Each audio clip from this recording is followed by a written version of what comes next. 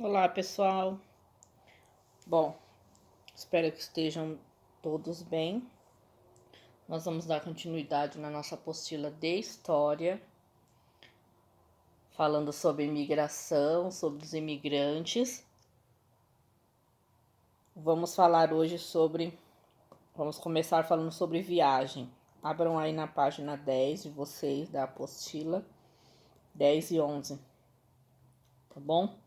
Lembrando que você deve sempre fazer a leitura dos textos para que depois possa resolver as atividades. Se qualquer dúvida, estarei à disposição no nosso canal WhatsApp. Aqui na viagem, né, como ocorriam essas viagens dos imigrantes até chegar aqui ao Brasil? Como que elas se davam, né?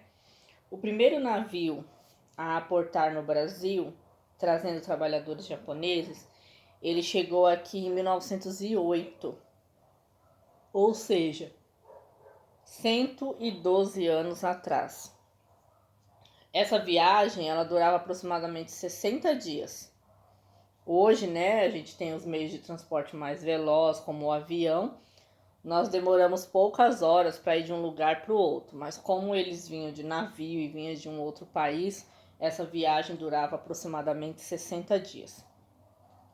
Passava por vários lugares, né, como Singapura e África do Sul. Para quê? Para que eles conseguissem vários materiais, desde alimentos a produtos de higiene, essas coisas que eles precisavam para manter o navio. As pessoas ali dentro desse navio, elas eram separadas em grupo e cada grupo tinha como se fosse um líder, né? Uma pessoa que liderava ali, que supervisionava. Por quê? Porque esses grupos eles eram divididos nas tarefas dentro dos navios. Por exemplo, a tarefa de limpar, tarefa de fazer com que as pessoas praticassem exercícios físicos. Tinha outro grupo que ficava responsável de cuidar das crianças, de ensinar as crianças, porque eles ficavam 2 meses dentro de um navio, então não tinha como as crianças irem para a escola. Então tinha esse grupo também separado para cuidar das crianças. E a grande maioria das pessoas que estavam ali nesse navio estavam com suas famílias, certo? Porque eles vinham para cá para fixar a residência, né? E eles vinham para cá se deslocando de outro país, e esse núcleo familiar para eles era importante para que eles pudessem estar todos juntos num novo lugar. Página 11. Aqui na página 11 está falando assim: chegando aqui. Quase sempre esse desembarque, quando eles chegavam aqui com esse navio, depois de 60 dias e aportava aqui no Brasil, quase sempre esse desembarque era feito lá no Porto de Santos. Não sei se vocês já foram lá conhecer. Então, no litoral de São Paulo, né? Então, o desembarque deles era praticamente sempre feito ali nesse Porto de Santos, que fica aqui em São Paulo. Nessa época, os imigrantes ficavam em alojamentos ou casas que eram alugadas pelo governo.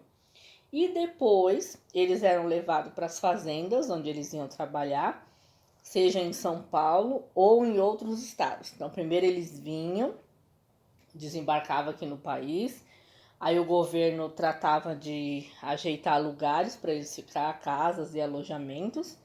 E depois que eles faziam todo esse processo de alojar, de colocar eles ali num lugar, eles faziam essa triagem e mandavam. Um pouco ia para São Paulo, para as fazendas aqui de São Paulo, e outra parte dos imigrantes iam para outros estados. Com a chegada de vários grupos imigrantes, houve a necessidade de construir uns lugares maiores. Então, assim, conforme foi chegando muito imigrantes, foi aumentando o número de imigrantes, teve a necessidade de construir um lugar que fosse maior, né? porque os alojamentos e as casas alugadas já não estavam dando conta, então eles precisavam de lugares maior para abrigar esse número de gente que estava chegando, né?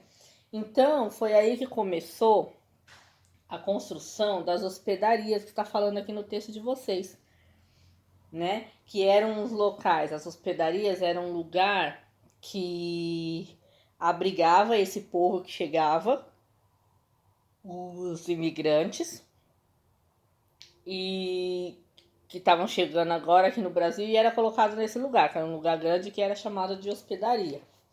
Algumas dessas hospedarias são a Hospedaria dos Imigrantes, que foi inaugurada em 1888, é o nome da hospedaria, Hospedaria dos Imigrantes. E tinha também uma hospedaria de imigrantes em Campinas e uma hospedaria de imigrantes em Juiz de Fora, em Minas Gerais. Então, com esse monte de gente chegando e não dando conta de alugar a casa e colocar em alojamento, eles fizeram essas hospedarias para colocar as pessoas que estavam chegando aqui no Brasil. Aqui nós podemos ver, ó, uma foto, né, que é na hospedaria que eu falei para vocês dos imigrantes de 1910, essa foto. E são aqui imigrantes que tinham acabado de chegar aqui no nosso país. Certo? Página 12. Aqui na página 12, tá falando sobre imigração em números. Temos aí até uma tabela, né? Que com a chegada desses primeiros imigrantes e depois que eles foram enviados para trabalhar lá nas fazendas, né, de São Paulo e de outros estados, essa parceria foi feita por um sistema, né, que é um sistema de parceria em contrato de trabalho que obrigava os imigrantes a pagar as despesas de viagem e os custos daquela hospedaria que eu falei para vocês, os instrumentos e os mantimentos que eles consumiam. Então, eles faziam um contrato com os fazendeiros, assinavam uns contratos com esse sistema de parceria, que eles trabalhavam, mas eles eram obrigados a pagar toda a despesa com a viagem, com a alimentação, com hospedaria, até os próprios instrumentos deles trabalharem, as ferramentas que eles estavam trabalhando, eles tinham que pagar para os fazendeiros. E por isso que se dá aquela outra situação, e que eles nunca conseguiam pagar as suas dívidas, porque sempre tinha alguma coisa que os fazendeiros colocavam para eles pagar, e assim eles continuavam presos a esse trabalho. Com o tempo, esses contratos foram passando por umas mudanças, pois o pessoal que estava chegando, os novos imigrantes que estavam aportando aqui no Brasil, eles não achavam interessante trabalhar dessa maneira. Eles não achavam interessante esse sistema com essa parceria de eles ter que pagar tudo e pagar até pelo instrumento de trabalho. Então eles não aceitavam, e com o tempo esse sistema de parceria que os fazendeiros tinham colocado, de obrigar os imigrantes a pagarem todas as suas despesas, esse sistema foi fracassando. E aí a imigração se oficializou em 1870 pelo governo, e com isso, com essa oficialização da imigração, era garantido aos imigrantes o pagamento das despesas. Então o governo já tinha mudado aí a situação, o governo pagava as despesas para os imigrantes virem para cá e dava um salário em troca do trabalho deles. Então eles vinham para cá, não precisava mais pagar as despesas da viagem, dos seus instrumentos, dos seus mantimentos, e recebiam um salário pelo seu trabalho. Com isso, aumentou demais o número de imigrantes aqui no Brasil. Vamos ver a tabela aqui, ó. Aí na tabela de vocês está falando da entrada de imigrantes aqui no Brasil entre os anos de 1850 e 1889. Então aqui está falando do período, que são os anos, e dos números de imigrantes. Então, entre 1850 e 1859, foi 108.045 imigrantes. Entre 1860 e 1869, foi 106 mil. Entre 1870 e 1879, já aumentou para 203.961 imigrantes. E entre 1880 e 1889, já aumentou para 453 mil imigrantes. Então, depois que teve essa mudança nesse sistema, oficializou a imigração, o número foi aumentando demais. E até 1930, a média de entrada de imigrantes no Brasil continuou alta e por ano chegavam ao nosso país 79 mil imigrantes. Muita gente, né, vindo para o nosso país. Aqui nessa imagem nós podemos observar que era o passaporte daquela época. Sabe aquele documento que nós precisamos para sair do nosso país e entrar no país vizinho ou num outro país distante? Parece um livrinho que eu até coloquei para vocês no material de vocês para fazer a leitura.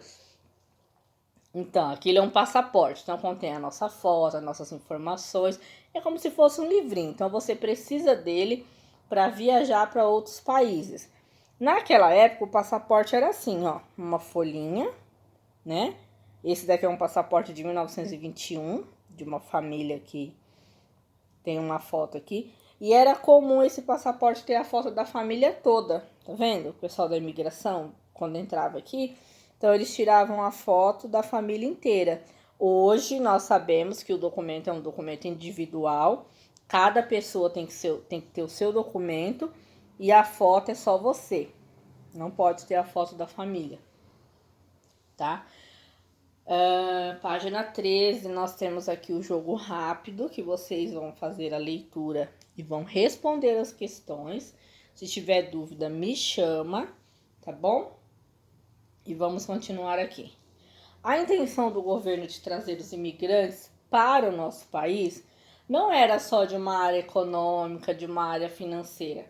Era uma intenção por interesse da parte da elite, aquela parte maior, aquela parte do pessoal que tinha mais grana, vamos dizer assim. O que eles queriam com isso? Trazendo esses imigrantes para cá.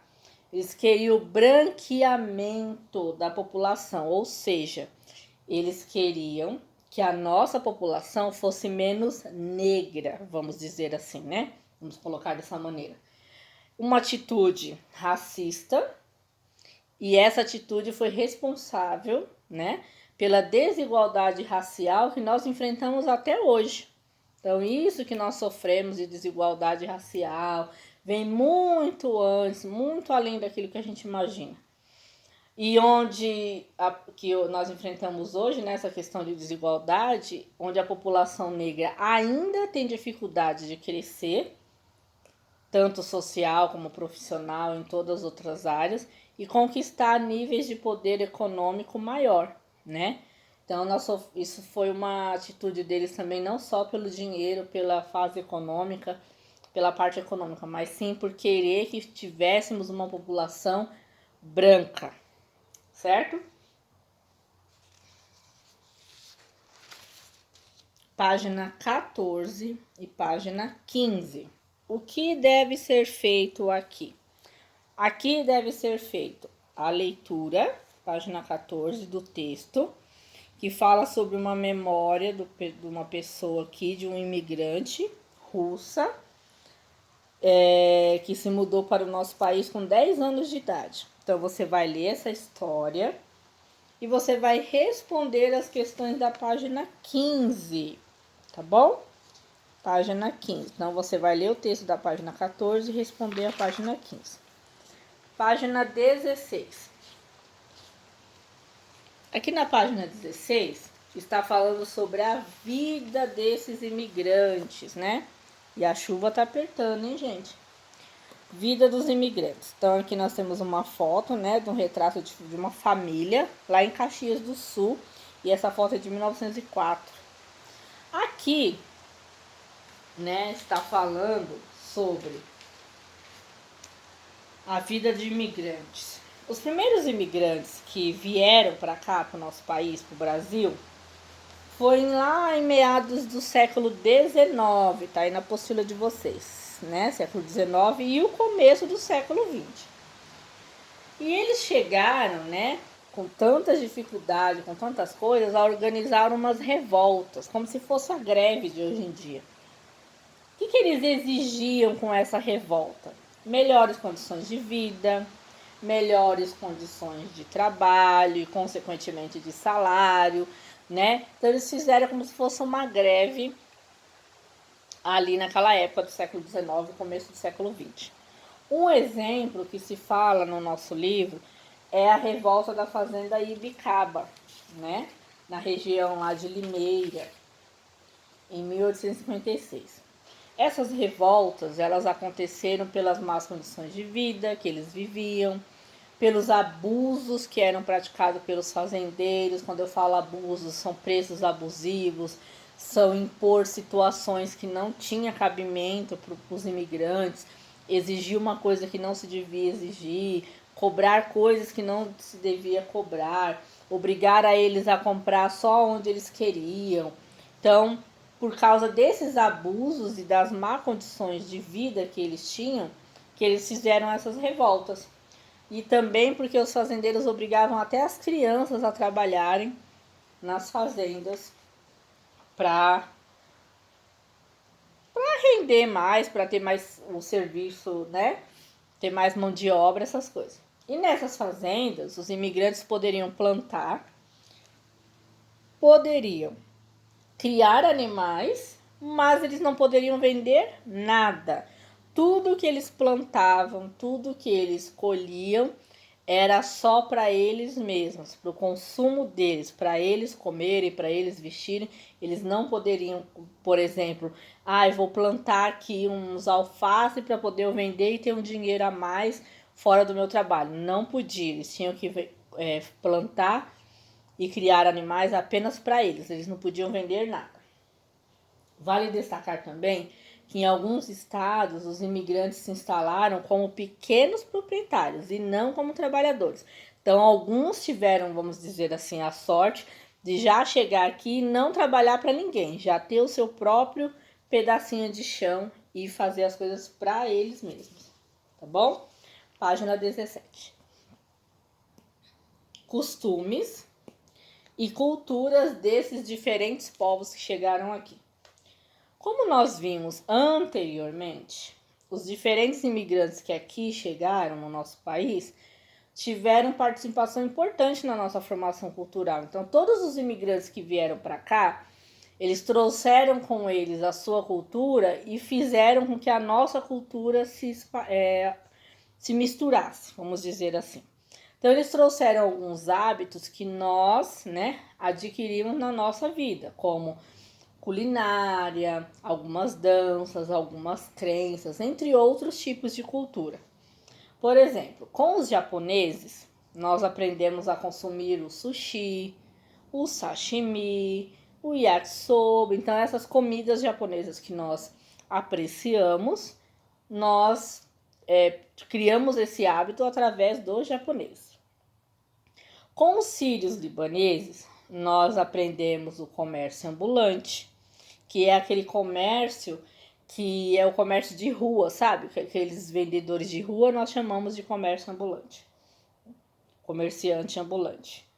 E também os alimentos desses sírio-libaneses, como a esfirra e o quibe, que nós apreciamos também. Com os italianos, nós apreciamos o macarrão, a pizza, entre outros elementos que são de origem italiana, que nós incorporamos na nossa cultura, tá? Então aqui nós temos, a abóbora, né? Que são alimentos trazidos pelos imigrantes japoneses. A kafta, né? Que é um prato composto de carne, aquelas carnes moídas, temperadinha e colocada no espeto, nós chamamos de kafta. E as brusquetas, que são as fatias tostadas de pão italiano. Então, são alguns dos alimentos que nós incorporamos na nossa cultura através desses povos que chegaram aqui no Brasil.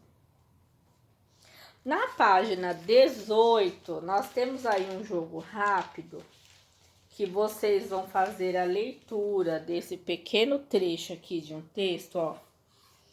Tem um texto aqui e dentro desse texto tem alguns tipos de alimentos. O que vocês vão fazer? Vocês vão retirar desse texto os alimentos e vão escrever aqui na linha. Por exemplo, pizza e macarrão que tá aqui. 2 pontos. Que povo que trouxe a pizza e o macarrão para cá? Então, você vai colocar aí, pizza e macarrão, 2 pontinhos. Vai colocar italianos, né? Então, já sabemos. Aí, coloca ponto e vírgula. Aí, você vai retirar outros alimentos e vai falar para mim de onde que é. Na número 2, vocês vão observar as fotos que está na página 18 e na página 19 e vocês vão falar para mim de que origem que é. Por exemplo, a primeira eu vou falar aqui, ó. Nós temos uma foto aqui, quem já foi na Liberdade, já teve a oportunidade de ver como que é lá o bairro da Liberdade, os tipos de comida, as festas, vai lembrar. Essa aqui é uma comemoração do Ano Novo Chinês. Então, você vai escrever assim, comemoração do Ano Novo Chinês, 2 pontos. Aí você vai colocar assim, origem chinesa. De novo, comemoração do Ano Novo Chinês, 2 pontinhos. Origem chinesa, origem com G, viu? Na página 19, eu tenho aqui um sushi e um sashimi. Você vai escrever aqui e vai me falar de onde que é. O quibe e a polenta com carne. Você vai escrever aí o nome do alimento e de onde que ele é. Certo? Qualquer dúvida me chama. O quadrinho aqui é verdade? Está perguntando assim. O hambúrguer é muito comum em nossa alimentação. É um alimento de origem alemã, propriamente da cidade de Hamburgo. É verdade ou é mentira?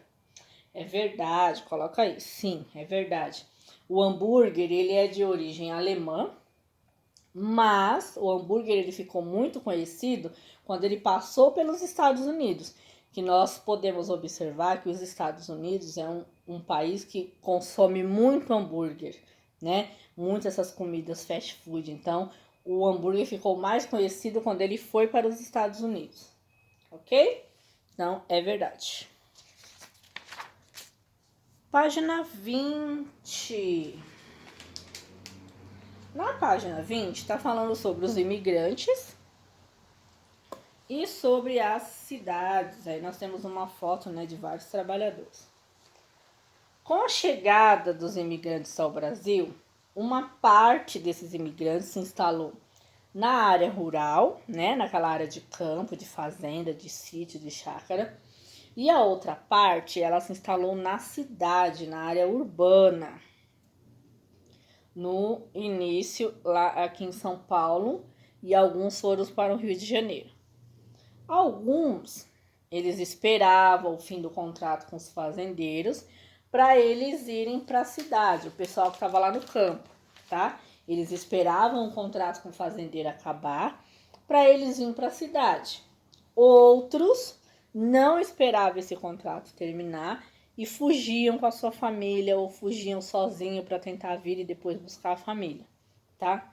E na cidade, esses imigrantes trabalhavam em fábricas, no comércio, na rua, no comércio ambulante, em outras profissões como alfaiate, né? Que é aquela profissão que faz roupa, que faz aquelas roupas sociais, terno, sabe? Blazer, essas coisas.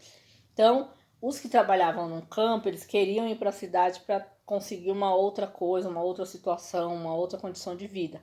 Então, alguns esperavam o contrato terminar, outros não aguentavam ali tanta pressão, tanta cobrança e fugiam, tá bom? Então, aqui nós podemos ver aqui, né, grande parte dos trabalhadores na cidade. Isso aqui é na Moca, tá? Uma fábrica de tecidos, de fios de algodão. Então, o pessoal vinha para tentar a vida nas fábricas e com isso a parte industrial foi crescendo. Página 21. As nossas cidades brasileiras e a herança de cada imigrante. tá? Então, nós vamos ver aqui. Os imigrantes, eles deixavam as suas marcas, né? Em diversos lugares por onde eles passaram. E nós sabemos que tem lugares que são tipicamente lugares que vieram imigrantes e foram ali fazendo as marcas, deixando as marcas deles ali naqueles lugares. Os italianos, por exemplo, eles vieram para São Paulo, alguns para o Rio de Janeiro e para o Rio Grande do Sul. Então, nós temos italianos espalhados aí nesses estados. Os japoneses vieram grande parte para São Paulo, para o Paraná, entre outros estados. Os de origem polonesa, grande parte foi para o Paraná. E os alemães, como nós sabemos, né, Santa Catarina e Rio Grande do Sul, né, foram se instalando nesses estados, que a gente sabe que são lugares típicos de imigrantes. Então, quando fala assim, no Bexiga, né, por exemplo, é um lugar que a gente sabe que tem muito italiano. Na Moca. Então, tem lugares que quando você fala, você já lembra de um certo país, porque foi ali que se instalou os imigrantes. Então, eles deixaram ali a sua marca. Por exemplo, se eu falo assim, gente, vou na Praça da Liberdade, o que a gente lembra? Praça da Liberdade de São Paulo, eu vou lembrar de japonês, porque é um lugar todo voltado para essa cultura, né? As comidas, as culturas, as festas. Nesse lugar ali na Liberdade, a gente já se remete ao Japão. Aqui nós temos uma foto, que é uma cidade em Santa Catarina. E isso aqui é uma festa típica alemã, tá? Músicas, brincadeiras e pratos preparados dessa cultura, da cultura alemã. E aqui nós temos, claro, a Praça Japão, a gente já consegue ver pelo desenho aí, né? Pelo designer, né? A arquitetura do lugar. Chama Praça do Japão, lá em Curitiba, no Paraná, que é uma homenagem, né, aos imigrantes japoneses que chegaram por volta de 1910. Em Mogi, não sei se vocês conhecem Mogi, tem um parque também, que eu não lembro o nome agora, que ele foi construído em comemoração aos 100 anos da imigração japonesa. Se eu não me engano, é o Parque Centenário, em Mogi. Então, esse parque também é em homenagem à imigração japonesa, porque em Mogi nós temos uma grande quantidade de imigrantes japoneses também, né? Que é o famoso cinturão verde ali, que eles plantam bastante. Então, Mogi também é um lugar bem conhecido pela cultura japonesa, tá bom? Então, vocês vão fazer aí as atividades da página 22, 23, 24, 25. Eu vou mandar para vocês direitinho o que vocês têm que fazer. Então, qualquer dúvida, né, sobre essa atividade de imigração, a parte de viagem, das cidades, das culturas, manda lá no WhatsApp que a gente conversa, ok? Então, boa aula para vocês, caprichem na leitura e até a próxima.